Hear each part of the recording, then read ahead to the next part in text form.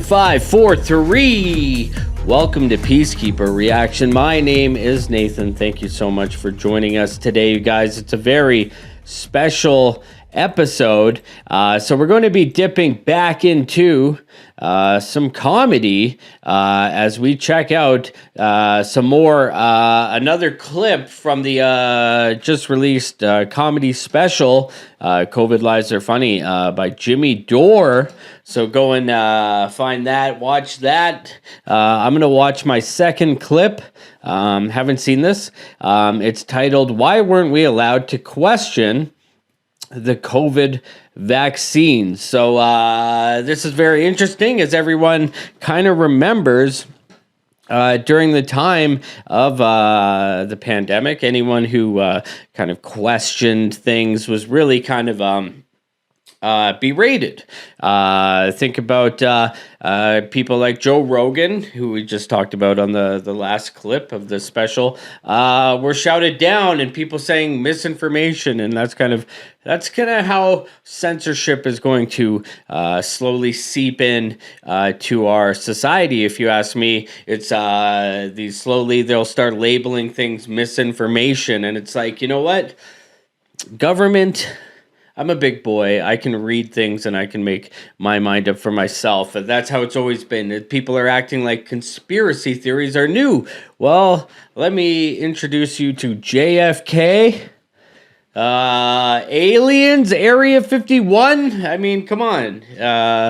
I just don't see, people seem to think that questioning things is dangerous nowadays, so makes no sense to me. If the things people say are so stupid, they should be easily disproven. But instead of doing that, they want to shut people up. So I think that the pandemic really kind of exposed a lot of things, about the media, about government.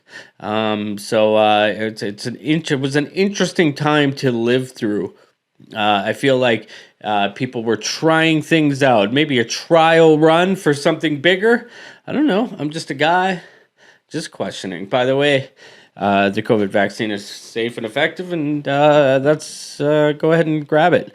Anyways, let's hear what Jimmy Dore has to say on the topic. So it should be good. Let's dive right into that. Jimmy Dore. But the weird thing that happened around COVID, I'd never noticed this before in any other time in my life, but you weren't allowed to ask questions and at any point during this. You just had to do what the man on the TV said, right? You had to do what the man on the TV said without questions, and then you're a good person.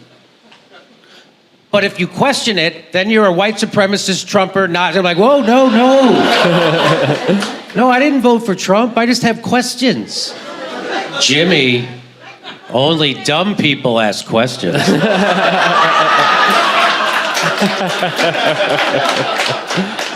No, I'm pretty sure we're supposed to question authority. It's like a value. Is that what they taught you in comedy school? Yeah, that is what they taught me in comedy school. Isn't that weird? It was the weirdest thing I've ever seen. Even comedians would get on stage and they would shame people for trying to get informed about a medical treatment that was experimental, that they had to take or they would lose their jobs and they wouldn't be able to travel. And when people tried to get informed about that, other people shamed them. They would say, please tell me you're not going to do your own research. You've heard people say that. Please don't do your own research. Before COVID, doing your own research used to be called reading.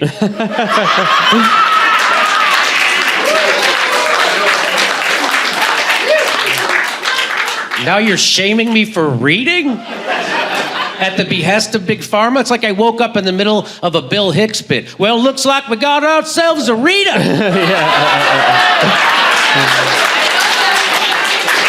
Tell me, boy, what you reading for?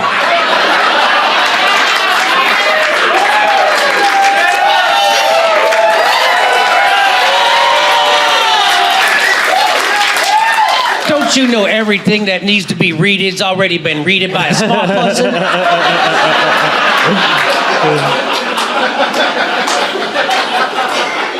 That's how much people internalized the propaganda from Big Pharma, was that they would be anti-intellectual enough to shame people for reading while they're wagging their finger at them for doing it. You would never shame people for trying to get informed, no matter what other subject it was, no matter how unimportant. Like if I say, hey, I'm gonna go buy a car. Don't look into it.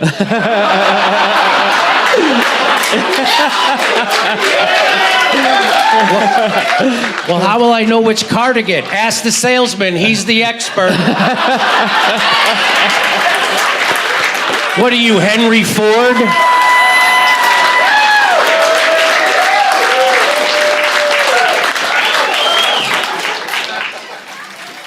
Yes. What are you, Henry Ford? Great line. I love this. So that it is so true. Everything he said. I'm a big fan of comedians like George Carlin and Bill Hicks. And while they're gone, it seems like a lot of comedy nowadays is for the establishment. It's fucking crazy. Like, if you watch late night talk shows, oh my God, imagine what Bill Hicks would say. He fucking hated Jay Leno when it was fucking stupid 80s or 90s or whatever, Think about the fucking shit he would have to say about Stephen Colbert. Oh, shit. A company man to the end. And on the wall in blood is an NBC peacock.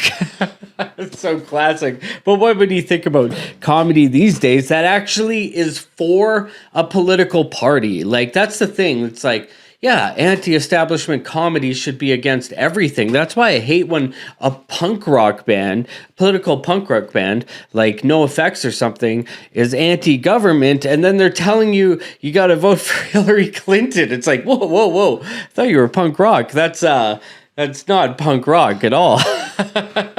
To be for establishment, it makes no fucking sense. In comedy, you're supposed to question everything. In music, in all great art is supposed to be questioning everything. That's why these comedians on late night talk show are going to be forgotten. I mean, except by the establishment. I can't wait till.